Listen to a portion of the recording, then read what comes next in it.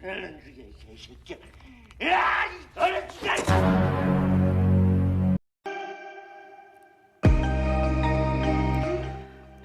Art Movie Lover dimanapun kalian berada, gimana kabarnya? Kembali lagi bersama saya Agus Riyadi di channel Art Movie. Dan pada video kali ini saya ingin melanjutkan alur cerita film I Saw the Devil bagian kedua. Sehingga bagi kalian yang belum menonton bagian pertamanya, silahkan ditonton terlebih dahulu, dan linknya saya simpan di deskripsi. Sebelumnya saya ucapkan terima kasih kepada kalian yang sudah subscribe channel ini, dan bagi yang belum, silahkan dimohonkan keikhlasannya untuk subscribe channel ini ya, supaya saya lebih bersemangat lagi dalam membuat alur cerita film lainnya. Oke, tanpa berlama-lama kita lanjut saja ke alur ceritanya.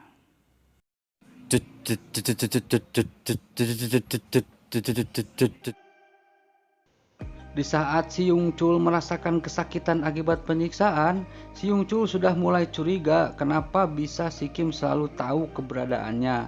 Yung Chul meraba-raba badannya dan memeriksa mobilnya, tetapi tidak menemukan satu apapun. Kita pindah skin ke suatu tempat yang terlihat seperti penangkaran anjing, dan di sini juga terlihat seorang laki-laki yang sedang memberikan makan anjing-anjingnya. Laki-laki ini bernama Taibo. Dan tampak dari kejauhan terlihat Yung Chul mendatangi tempat si Taibo ini. Kembali Kim bisa mengetahui posisi si Yung Chul dari GPS-nya dan langsung mendatangi tempat si Yung Chul tersebut. Ternyata Taibo adalah juniornya si Yung Chul, sesama psikopat. Bedanya si Taibo ini sukanya makan daging manusia dari korbannya. Terlihat Yung Chul, Taibo, dan seorang wanita sedang makan malam. Taibo sangat lahap sekali memakan daging yang ternyata itu adalah daging manusia alias daging jelema. Taibo mengatakan bahwa orang yang mengejar Yung Chul adalah sejenis dengan mereka, yaitu seorang psikopat. Dengan teknik tangkap, siksa, dan lepaskan. Selepas makan malam, Yung Chul gogoleran atau rebahan di sebuah sofa sambil udut dan merenungi perkataan Taibo. Sementara Taibo ke dapur untuk mempersiapkan makanan untuk sarapan. Ternyata si Taibo ini akan mengeksekusi seorang wanita untuk dijadikan santapan sarapannya. Ketika mau menggeresel tangan si korban, tiba-tiba suara musik terdengar yang berasal dari sebuah radio. Dan tanpa diketahui, Kim sudah berada di dalam ruangan. Taibo pun menyerang Kim, tapi kembali Kim dengan mudah mengalahkannya dan menancapkan obeng di tangan si Taibo. Pas Kim mau memotong tangan si Taibo, datanglah si Yung Chul dengan senapan laras panjangnya dan langsung menembaki si Kim. Kim pun kabur lewat jendela, dan di sini Yung Chul sempat melepaskan ikatan Taibo dan langsung memburu Kim.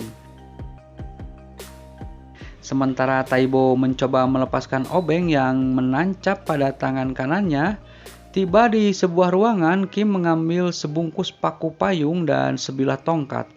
Ketika Kim keluar dari ruangan, tampak teman wanita Taibo sudah siap menghujamkan guntingnya ke badan si Kim. Beruntung hanya mengenai jaketnya si Kim. Dengan 2 kali pukulan saja, wanita itu tersungkur dan pingsan. Kim pun bergegas mengambil tongkatnya, tetapi tiba-tiba si Taibo datang dengan pisau terhunus. Kim pun mengelak dan menghajar si Taibo dan memukuli kepalanya dengan tongkatnya sampai darahnya muncrat dari kepala si Taibo. Lagi asik-asiknya memukuli si Taibo, terlihat bayangan si Yung Chul di balik dinding. Kim langsung melemparkan paku payung yang sudah dibawa tadi. Benar saja, si Yung Chul kena di jebakan paku payung tersebut dan terjatuh. Seketika itu juga Kim langsung berlari menghampirinya dan menendang kepala si Yung Chul. Diikuti dengan pukulan ke kepalanya dengan bertubi-tubi dan penuh nafsu sampai Kim lemas dan kehabisan tenaga. Darah pun muncrat dari kepala si Yung Chul. Kim pun kembali membawa si Yung Chul dan membiarkan dua teman lainnya. Tampak darah dan air mata menghiasi wajah Kim yang begitu sedih. Keesokan harinya polisi datang ke TKP dan membawa teman si Yung Chul ke rumah sakit. Dan kini polisi mengetahui bahwa Kim sedang melakukan perbuatan main hakim sendiri. dan meminta kepada ayah mertuanya untuk menghentikannya, karena bagaimanapun tindakan Kim yang ternyata seorang anggota intelijen polisi adalah salah. Sementara itu di satu tempat yang terlihat seperti rumah sakit, terjadi percakapan antara Kim dan temannya yang dulu memberikan alat penyadap dan GPS kepada Kim.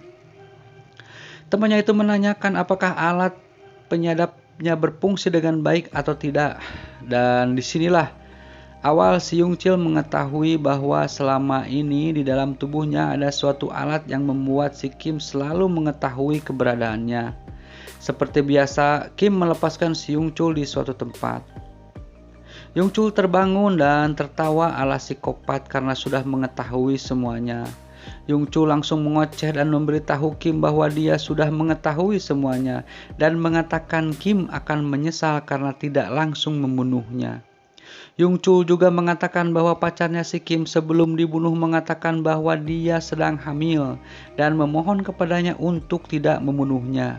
Semua itu membuat Kim semakin marah. Sementara Yung-chul mencoba mengeluarkan alat penyadap dalam perutnya dengan memakan obat pencahar perut. Dan dia berhasil mengeluarkan penyadap tersebut dan memasukkan ke dalam mulut sopir taksi yang ia temui di toilet.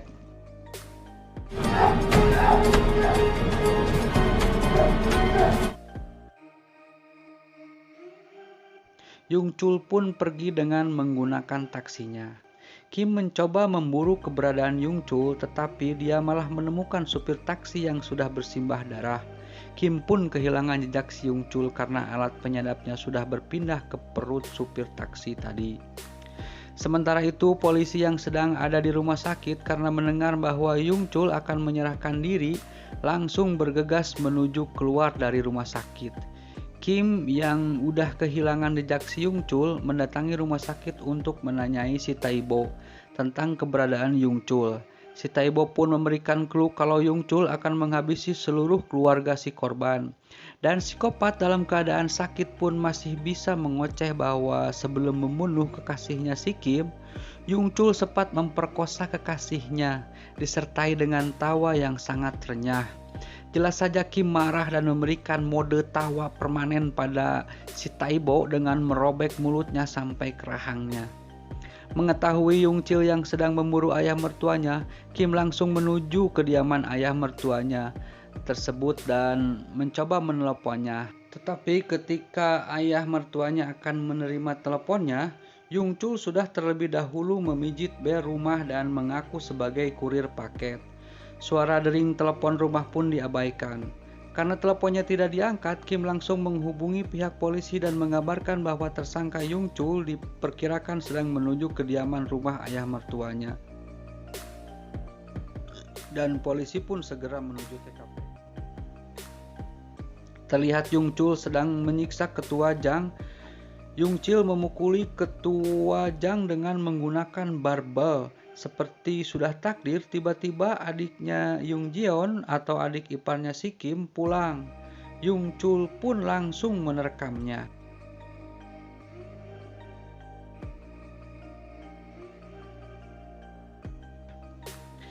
Kim berjalan menuju rumah ketua Jang yang sudah dijaga polisi dan Kim menemukan ketua Jang alias mertuanya sudah terkapar dengan berlumuran darah.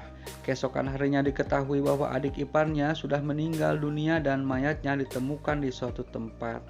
Tampak Kim semakin marah dengan si Yung-chul. Setelah misi selesai dan nafsu psikopatnya terpenuhi, Yung-chul akan menyerahkan diri dan polisi pun bersiap di posisinya masing-masing karena Yung-chul akan menyerahkan diri di suatu tempat yang sudah ditentukan. Tidak lama taksinya si Yung-chul datang. Dia keluar dari taksinya dengan pisau terhunus di tangannya. Darah hampir memenuhi sekujur tubuhnya. Tidak lupa udud yang selalu menempel di bibirnya. Dengan jalan yang terpincang-pincang, dia mengangkat kedua tangannya bertanda dia menyerah. Mungkin di dalam hatinya dia sudah merasa menang atas Kim. Tapi tiba-tiba, sebelum anggota polisi menangkapnya, datanglah Kim dengan mobil yang sudah kehilangan pintunya dan menyergap si Yung-chul. Yung-chul pun berhasil dibawa kabur oleh si Kim.